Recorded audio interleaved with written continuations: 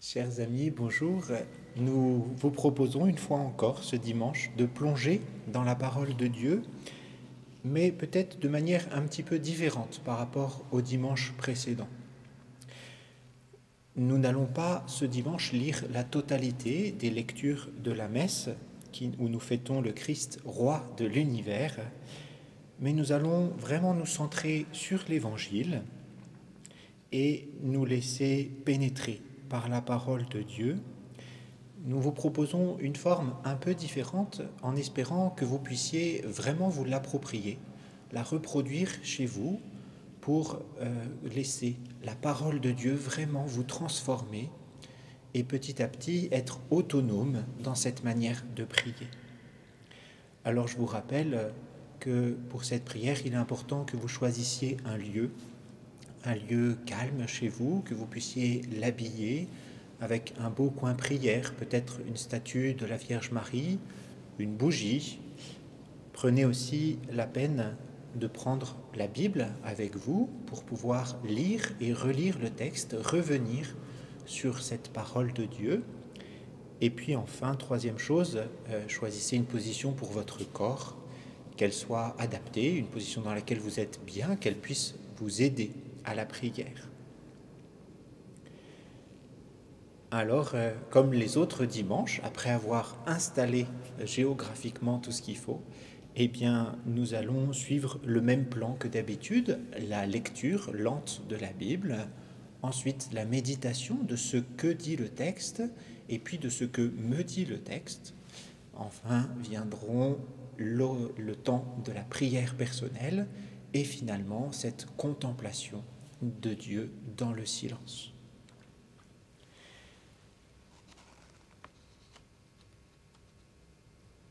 Nous allons donc entrer dans la prière, appeler l'Esprit Saint pour qu'il vienne nous guider et nous conduire.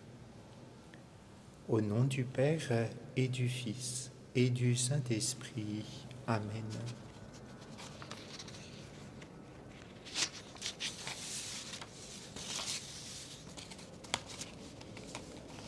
Disposons-nous à la prière.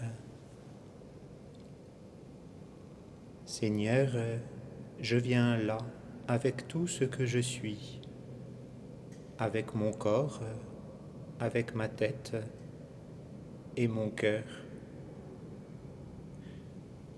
Je viens installer mon corps dans cette position où je vais pouvoir rester sans être gêné. Venez, Seigneur, apaiser toutes ces pensées qui fusent dans ma tête, que toute mon intelligence soit mobilisée uniquement pour la prière. Venez, Seigneur, en mon cœur. Le voici. Je désire vous l'ouvrir, que votre parole passe de mon intelligence à mon cœur. Ô souffle, souffle de Dieu, nous t'accueillons. Viens purifier nos cœurs. Ô souffle, souffle de Dieu, nous t'accueillons. Viens purifier nos cœurs.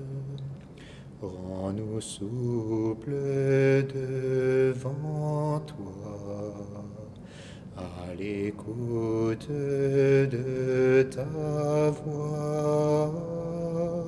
Rends-nous sensibles à ton cœur. Sois le roi, sois le Seigneur. Ô souffle, souffle de Dieu, nous t'accueillons. Viens purifier nos cœurs. Ô souffle, souffle de Dieu, nous t'accueillons. Viens purifier nos cœurs.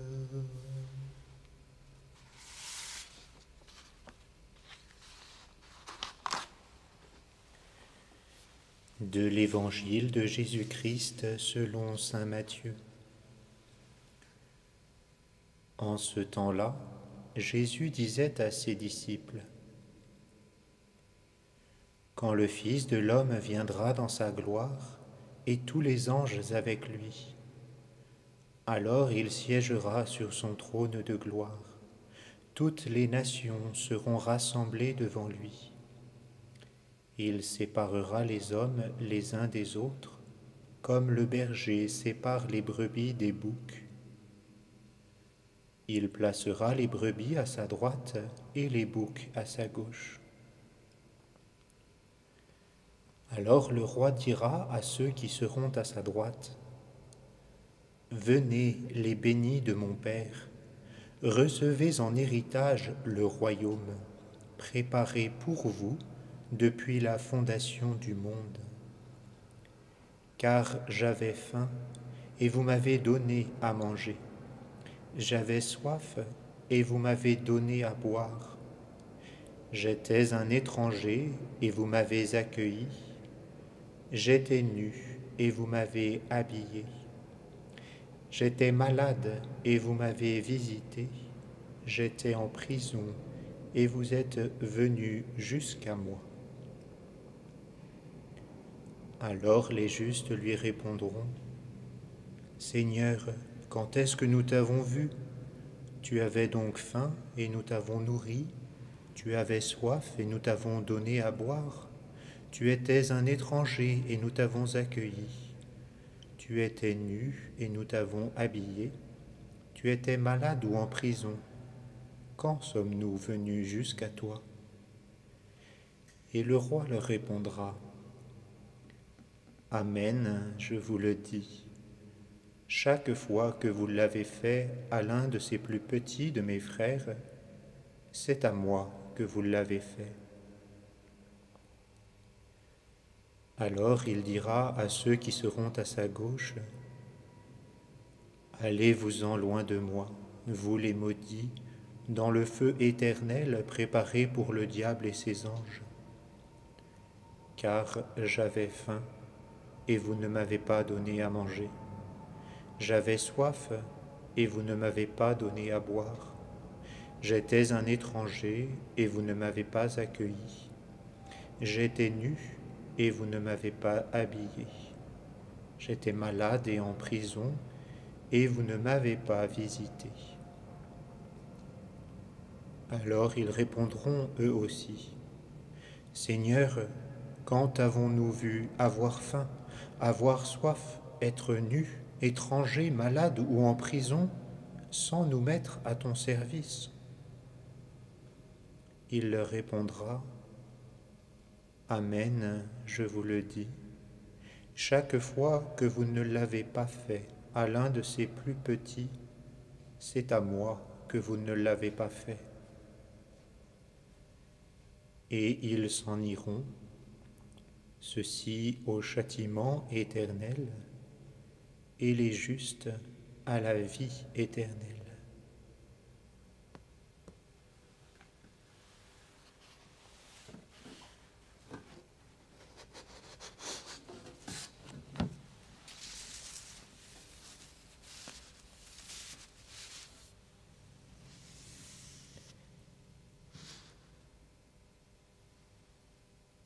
Voilà cet évangile à la suite de l'évangile de dimanche dernier. Rappelons-nous, plusieurs dimanches en avant, nous avons entendu les passages qui précédaient avec ces paraboles qui nous invitaient à veiller, à nous préparer personnellement pour un jugement personnel. C'était cette parabole du serviteur vigilant, des 10 jeunes filles prévoyantes ou insouciantes, et puis encore celle de dimanche dernier des talents. Aujourd'hui, nous ne sommes plus sur un jugement personnel. Toutes les nations sont rassemblées devant le Christ. Nous sommes au jugement final de la terre entière. Et puis, juste après ce passage, le Seigneur arrêtera d'enseigner dans l'évangile de saint Matthieu et rentre dans sa passion à Jérusalem. Dans ce passage, nous pouvons nous rendre compte qu'il y a une petite introduction sur le Fils de l'homme, sa venue et sa fonction. Qu'est-ce qu'il va faire quand il viendra dans cette gloire? Ensuite, il y a ces deux dialogues en parallèle, où l'on retrouve d'un côté les bénis, de l'autre les maudits. Et puis finalement, tout à fait à la fin, en une petite phrase, tient le verdict. Alors je vous propose de suivre ces trois étapes-là. Dans cette introduction, nous nous rendons compte que le Fils de l'homme a le même pouvoir que Dieu. À travers tout l'Ancien Testament, on voit Dieu qui juge, on voit Dieu qui est sur un trône, on voit Dieu qui est accompagné de ses anges lorsqu'il se manifeste.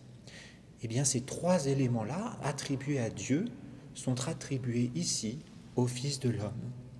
L'évangéliste nous dit bien, il est Dieu.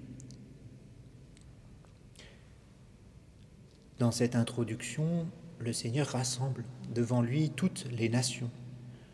Indistinctement, les Juifs, les chrétiens, les païens, tous sont rassemblés et c'est un jugement final qui est donné ici. Enfin, cette image de la distinction entre les brebis et les boucs, Dieu sépare les brebis des boucs. La toute première fois que Dieu a séparé dans la Bible, c'était dès la Genèse. Dieu séparera la lumière des ténèbres. Et puis tout au long de cette Genèse, de ces 7 jours de la création, Dieu sépare régulièrement. C'est un acte de création que de séparer. Nous sommes là dans une nouvelle création de la part du Seigneur. Et cette distinction, cette séparation du bien et du mal, le Seigneur se la réserve. Un petit peu avant, dans l'évangile de saint Matthieu, avec la parabole de l'ivraie et du bon grain, souvenez-vous, le maître dit non, à ses ouvriers, non, ne séparez pas l'ivraie du bon grain, nous le ferons à la fin, au moment de la moisson. Et là, Dieu fait de même. Il a laissé les bons et les méchants et il pose cet acte créateur de séparation tout à fait à la fin du monde. Voilà le cadre que nous donne le Seigneur dans cet évangile. Allons à la deuxième étape, le dialogue. D'un côté, les bénis et de l'autre, le dialogue avec ceux qui sont appelés les maudits. Les bénis ont pratiqué la charité, des actes bien connus de l'Ancien Testament. Par exemple, dans le livre du Deutéronome, l'on peut lire « Lorsque tu feras ta maison, lorsque tu feras ta moisson, si tu oublies une gerbe dans ton champ, tu ne retourneras pas la chercher. Laisse-la pour l'immigré, la veuve et l'orphelin. » Ou encore, dans le livre de Tobie, « Je faisais beaucoup d'aumônes à mes frères de race, je donnais mon pain à ceux qui avaient faim, et des vêtements à ceux qui étaient nus. Si je voyais un cadavre de quelqu'un de ma nation jeté derrière le rempart de Ninive, je l'enterrais. » Des actes de charité qui sont pratiqués depuis longtemps et qui nous disent que finalement, pratiquer ces actes, c'est se comporter comme Dieu. Effectivement, Dieu a pris parti pour le plus pauvre. Dans le livre de l'Exode, nous pouvons lire « Tu n'exploiteras pas l'immigré, tu ne l'opprimeras pas, vous n'accablerez pas la veuve et l'orphelin. Si tu les accables et qu'ils crient vers moi, j'écouterai leurs cris. »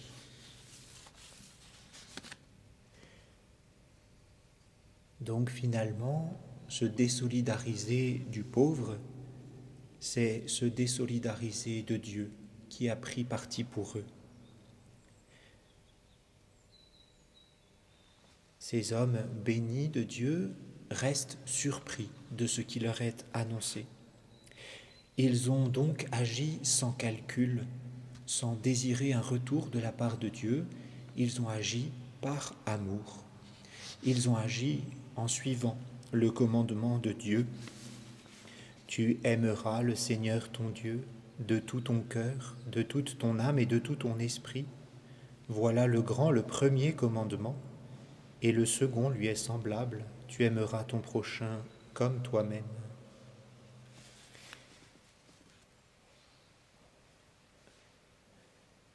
Le jugement que le Seigneur pose aujourd'hui révèle la portée de ces actes d'amour posés par l'homme, révèle aussi cette communion entre Dieu et les pauvres. Le dialogue entre Dieu et les bénis, puis vient le dialogue entre Dieu et les maudits. Le schéma est strictement le même. On leur reproche de ne pas avoir fait la charité. Ils sont surpris. Et j'attirerai votre attention sur le fait que cette charité à pratiquer, ce sont des actes bien banals du quotidien qui subviennent aux besoins tout premiers de l'homme, manger, se vêtir. Ce n'est pas des actes héroïques, insurmontables et infaisables. Non, ce sont des actes tout simples et qui pourtant donnent l'accès à une gloire immense, être avec Dieu, recevoir en héritage.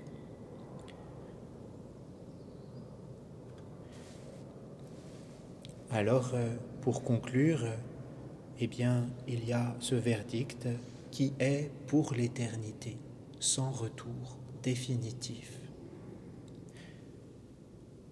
Alors, peut-être la question nous trotte dans la tête, mais enfin, la foi n'a donc pas de place. Il n'y a que l'amour du prochain qui sera le critère du jugement final. Eh bien, je crois qu'il y a deux manières de répondre à cette question. D'abord, effectivement, l'amour du prochain est d'une grande importance et il nous invite à nous rendre compte que la banalité de notre quotidien est tout à fait décisive pour le jugement dernier. Et ensuite, il ne faut pas réduire l'évangile de saint Matthieu à ce passage-là. Lorsque l'on lit dans son ensemble l'évangile de saint Matthieu, l'on découvre que très fréquemment, il invite à cette cohérence entre le discours et les actes. Et c'est ce que Jésus va faire. Jésus s'annonce comme Dieu, comme solidaire, comme en communion avec les pauvres. Et juste après ce discours-là, il entame sa passion. C'est lui qui devient le prisonnier. C'est lui qui n'a plus de vêtements.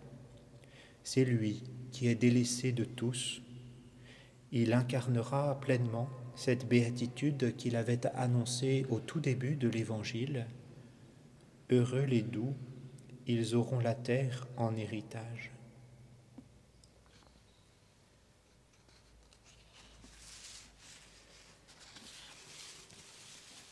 Nous avons pris le temps de lire la parole de Dieu, le temps de regarder ce que dit le texte. Entrons à présent plus personnellement. Écoutons ce que me dit le texte.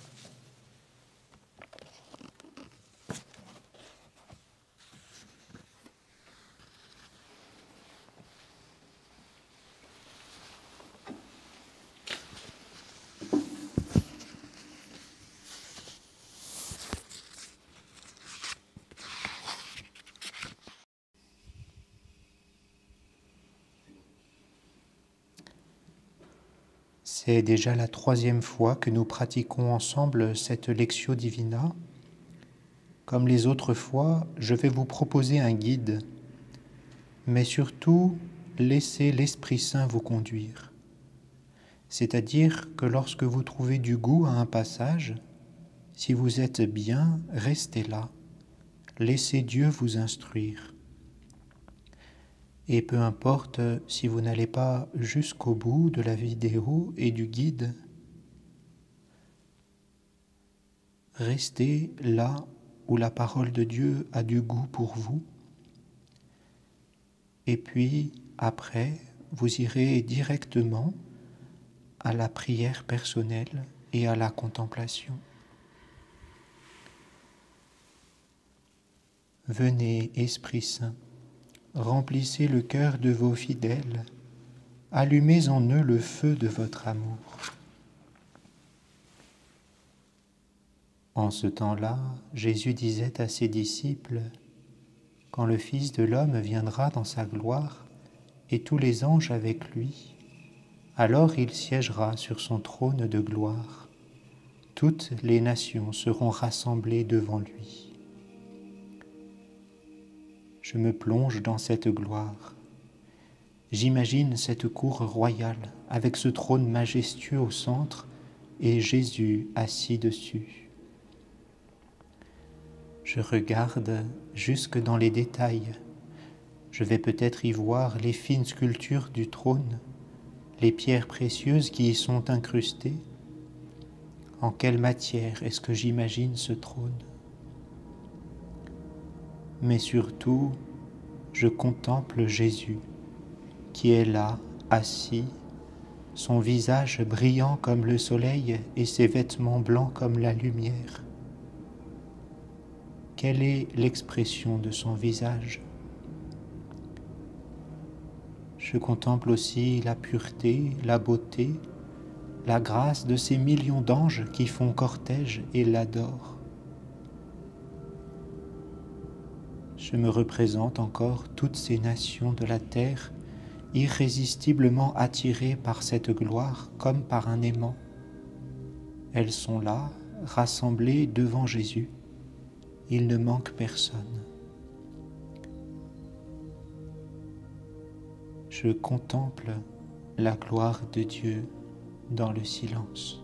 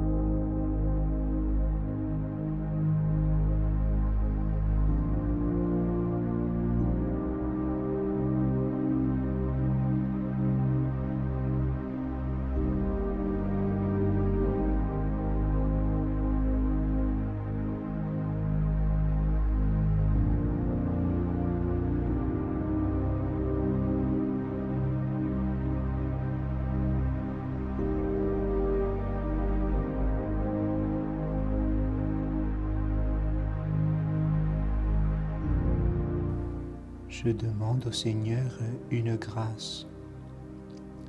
Par exemple, celle de voir Dieu à travers les pauvres.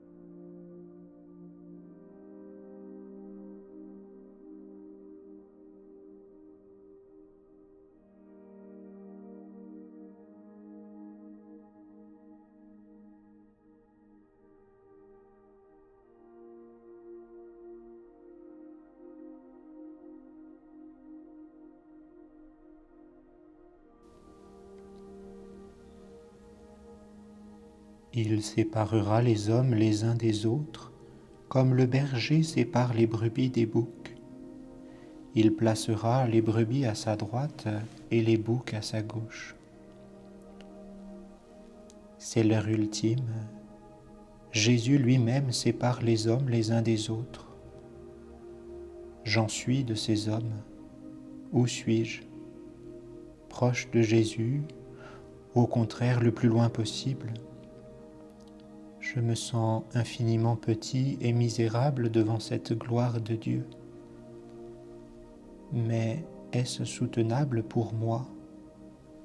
Est-ce que je vais supporter cette heure-là? Ai-je la joie d'être là? Ou est-ce plutôt la peur qui m'habite et me fait redouter cette heure? Ou encore, j'ai une infinie révérence pour Dieu qui peut-être me fait trembler un peu.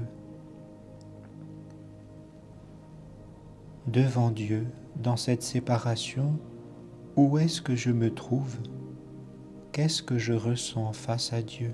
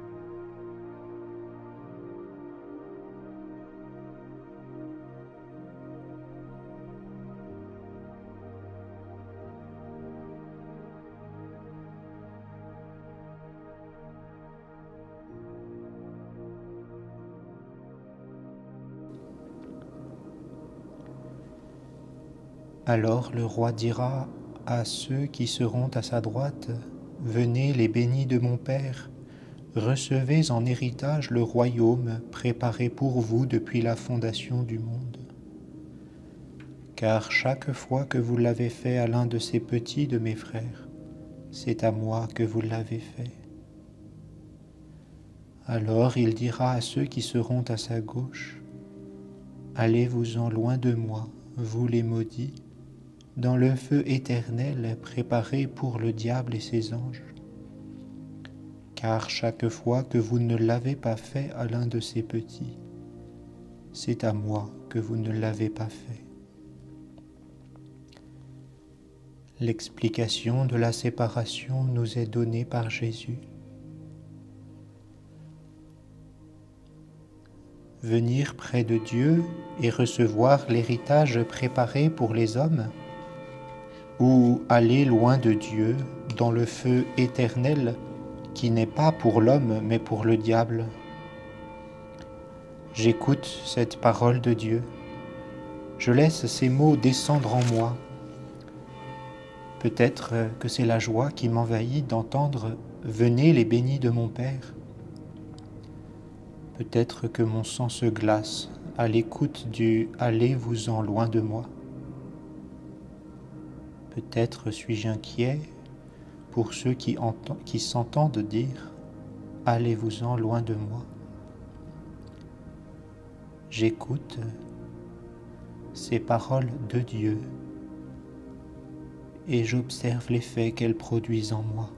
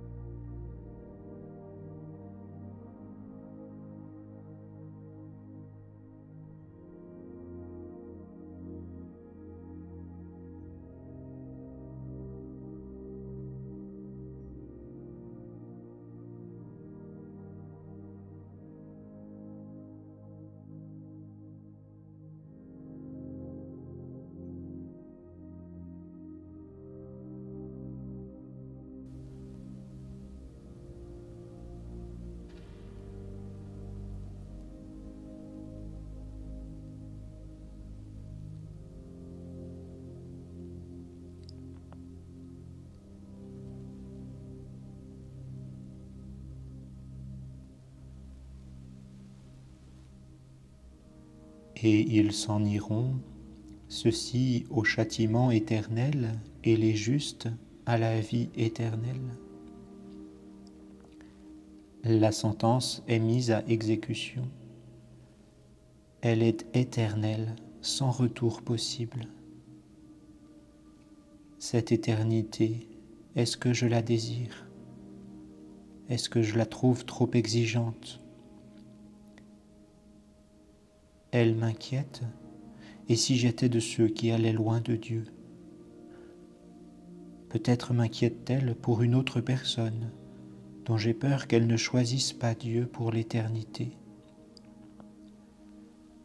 Peut-être me stimule-t-elle pour agir aujourd'hui afin d'influer cet ultime choix éternel. Cette éternité, comment est-ce que je l'aborde?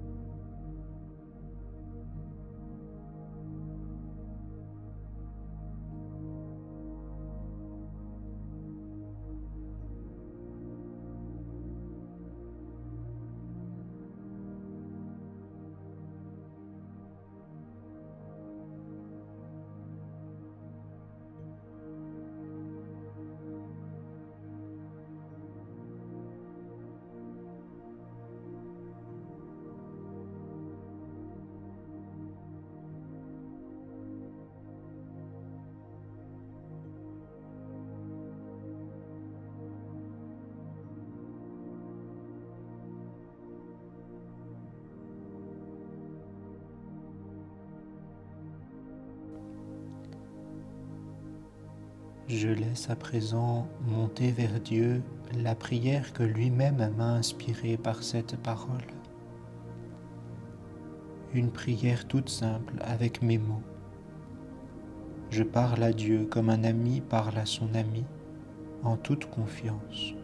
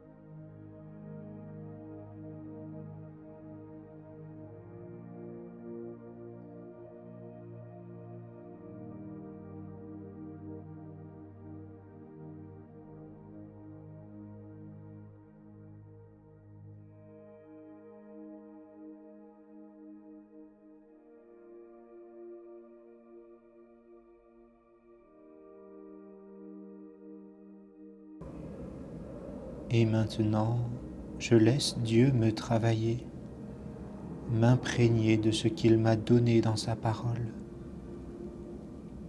Je le contemple, je plonge dans le silence, je le laisse m'aimer.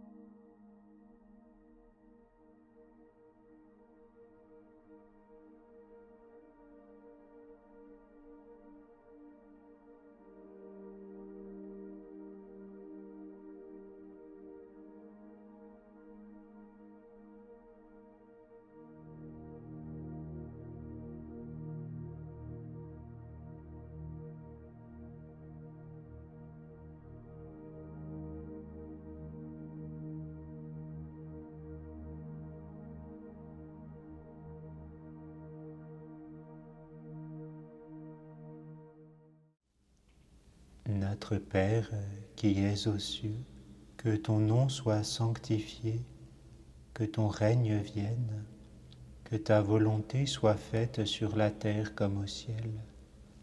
Donne-nous aujourd'hui notre pain de ce jour. Pardonnez-nous nos offenses, comme nous pardonnons aussi à ceux qui nous ont offensés. Et ne nous laisse pas entrer en tentation, mais délivre-nous du mal.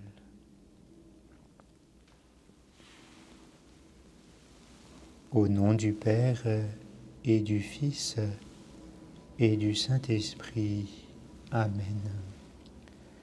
Cœur de Jésus brûlant d'amour, embrase-nous par ton esprit, que nos cœurs soient semblables aux tiens, que nous brûlions de charité. Cœur de Jésus brûlant d'amour, embrase-nous par ton esprit, que nos cœurs soient semblables aux tiens, que nous brûlions de charité.